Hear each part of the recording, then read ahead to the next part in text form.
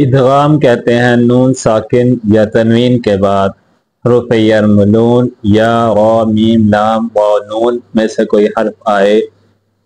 تو لام را میں بغیر غنہ کے اور باقی 4 حروف میں غنہ کے ساتھ ادغام ہوگا۔ ادغام بالغنہ کی مثالیں، یا کی مثال جیسے من یؤمنو، من یقولو، نون کو نہیں پڑھیں گے، میم کو یہاں یا کے ساتھ ملائیں گے، من یقولو، من یؤمنو، من یقولو، یہ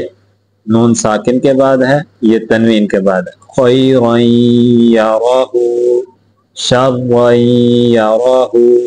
نون کی مثالیں من نبی، من نار، تنوین کی مثالیں عاملۃ ناصبہ، شیء نکر، میم کی مثالیں من ماء، من مثلہ، تنوین کی مثالیں رسول من اللہ بحجارۃ من، واو کی مثالیں من وال، افمن وعدنا سراجا